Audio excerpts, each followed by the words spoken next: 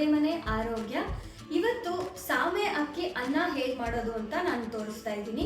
ಯಾಕೆಂದರೆ ಸುಮಾರು ಜನ ನನ್ನ ಹತ್ರ ಕೇಳ್ತಾ ಇದ್ರು ಮಿಲ್ಲೆಟ್ಸ್ ಬಳಸಿ ಅಂದಾಗ ಹೇಗೆ ಕುಕ್ ಮಾಡೋದು ಅಂತ. ನಾರ್ಮಲ್ ಆಗಿ ನಾವು ಅನ್ನ ಹೇಗೆ ಮಾಡ್ಕೋತೀವೋ ಅದೇ ರೀತಿಯಾಗಿ ನಾವು ಇಲ್ಲಿ ಸಾಮೆ ಅಕ್ಕಿ ಅನ್ನ ಮಾಡ್ತಾ ಇದ್ದೀವಿ. ಕುಕ್ಕರ್ ಬಳಸಿ ಸಹ ಮಾಡ್ಬೋದು. ಕುಕ್ಕರ್ ಬಳಸದೆ ಹೇಗೆ ಮಾಡೋದು ಅಂತ ಇವತ್ತು ನಾನು ತೋರಿಸ್ತಾ ಇದ್ದೀನಿ. ಹೇಗೆ ಮಾಡೋದು ಅಂತ ನೋಡೋಣ. ನಾನಿಲ್ಲಿ ಸಾಮೆ ಅಕ್ಕಿನ ರಾತ್ರಿನೇ ನೆನೆಸಿಟ್ಟಿದ್ದೆ. ಯಾವುದೇ ಸಿರಿಧಾನ್ಯ ಬಳಸ್ಬೇಕಂದ್ರೂ ನೀವು 8 ಅವರ್ಸ್ ನೆನೆಸಿಡಲೇಬೇಕು. ಈ ನೆನೆಸಿಟ್ಟಂಥ ಅಕ್ಕಿಯನ್ನು ನಾನಿಲ್ಲಿ ತೊಳ್ಕೊಳ್ತಾ ಇದ್ದೀನಿ. ಅಂದರೆ ನೆನೆಸಿಟ್ಟಿರೋ ಅಂಥ ನೀರನ್ನು ಬಸಿದು ಬರೀ ಅಕ್ಕಿಯನ್ನು ಮಾತ್ರ ಇಟ್ಕೋಬೇಕು.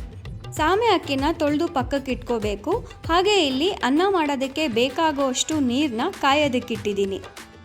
ನಾವು ಕುಕ್ಕರಲ್ಲಿ ಮಾಡೋವಾಗ ಏನು ಬಿಸಿ ನೀರು ಮಾಡಿ ಹಾಕೋದಿಲ್ಲ, ಡೈರೆಕ್ಟಾಗಿ ಹಾಕ್ತೀವಿ. ಇಲ್ಲಿ ನಾವು ಓಪನ್ ಆಗಿ ಮಾಡ್ತಿರೋದ್ರಿಂದ ಈ ರೀತಿಯಾಗಿ ಬಿಸಿ ನೀರನ್ನ ಮಾಡಿಬಿಟ್ಟು ಅದಕ್ಕೆ ಅಕ್ಕಿನ ಮಿಕ್ಸ್ ಮಾಡ್ಕೋತಾ ಇದ್ದೀನಿ. ಓಪನ್ ಆಗಿ ಮಾಡ್ತಿರೋದ್ರಿಂದ ಸ್ವಲ್ಪ ಚೆನ್ನಾಗಾಗತ್ತೆ ಅಂತ ಹೇಳಿ ಈ ರೀತಿಯಾಗಿ ಮಾಡ್ತಾಯಿದ್ದೀನಿ. ಇದನ್ನು ತಿಂದರೆ ಹೀಟ್ ಆಗುತ್ತೆ ಮತ್ತು ಹೊಟ್ಟೆ ಸರಿಗಿರಲ್ಲ, ಆ ಥರ ಎಲ್ಲ ಕಂಪ್ಲೇಂಟ್ಸ್ಗಳನ್ನೂ ಮಾಡ್ತಾರೆ.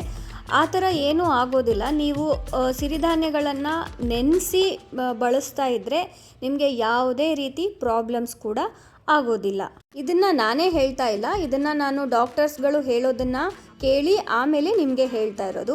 ಸೊ ನೀವು ರೆಗ್ಯುಲರ್ ಆಗಿ ಕೂಡ ಸಿರಿಧಾನ್ಯಗಳನ್ನು ಬಳಸಿ, ಯಾವುದೇ ತೊಂದರೆ ಆಗೋದಿಲ್ಲ. ಸಿರಿಧಾನ್ಯಗಳನ್ನು ಬಳಸಬೇಕು ಅಂದ ತಕ್ಷಣ ಯಾವುದೋ ಸ್ಪೆಷಲ್ ಆಗಿರೋ ಅಂಥ ಅಡುಗೆನ ಕಂಡುಹಿಡಿಬೇಕು ಅಥವಾ ಕಲ್ತ್ಕೋಬೇಕು ಅಂತ ಇಲ್ಲ.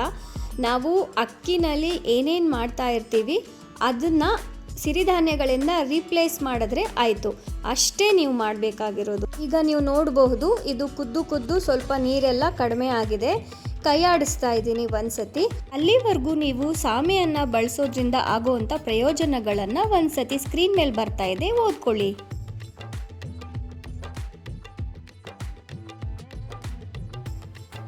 ನೀವು ನೋಡಿದ ಹಾಗೆ ನೀರು ಸ್ವಲ್ಪ ಕಡಿಮೆ ಆಗಿತ್ತು. ಮತ್ತು ನಾನೊಂದು ಗ್ಲಾಸ್ ನೀರನ್ನ ಹಾಕಿಬಿಟ್ಟು ಕೈ ಆಡಿಸ್ಬಿಟ್ಟು ಕುದಿಸ್ತಾ ಇದ್ದೀನಿ. ಈ ನೀರೆಲ್ಲ ಖಾಲಿ ಆಗೋವರೆಗೂ ನೀವು ಲೋ ಫ್ಲೇಮಲ್ಲೇ ಇಟ್ಬಿಟ್ಟು ನಿಧಾನವಾಗಿ ಬೇಯಿಸ್ಕೋಬೇಕು. ನೀರೆಲ್ಲ ಖಾಲಿ ಆಗೋದಕ್ಕೆ 10 ರಿಂದ 15 ನಿಮಿಷ ಆಗುತ್ತೆ. ಅಲ್ಲಿವರೆಗೂ ಲೋ ಫ್ಲೇಮಲ್ಲಿಟ್ಟು ನಿಧಾನವಾಗಿ ಬೇಯಿಸ್ಕೋಬೇಕು. ನೀರೆಲ್ಲ ಖಾಲಿ ಆದಮೇಲೆ ಸ್ಟವ್ನ ಆಫ್ ಮಾಡಿ ಉಂಗೈಕೊಳ್ಳೋಕ್ಕೆ ಬಿಟ್ಟಿದ್ದೆ. ಇವಾಗ ನೋಡಿ ಎಷ್ಟು ರುಚಿಯಾಗಿ ಆರೋಗ್ಯಕರವಾದ ಸಾಮೆ ಅಕ್ಕಿ ಅನ್ನ ರೆಡಿಯಾಗಿದೆ. ತರಕಾರಿ, ಹುಳಿ, ಸಾರು ಯಾವುದ್ರ ಜೊತೆಗೆ ಬೇಕಾದರೂ ನೀವು ಈ ಅನ್ನನ ತಿನ್ಬೋದು. ಇಲ್ಲ ಅಂದರೆ ಆರದ ಮೇಲೆ ಮೊಸರನ್ನ ಕಲಿಸ್ಕೊಂಡ್ರೂ ತುಂಬ ರುಚಿಯಾಗಿರುತ್ತೆ.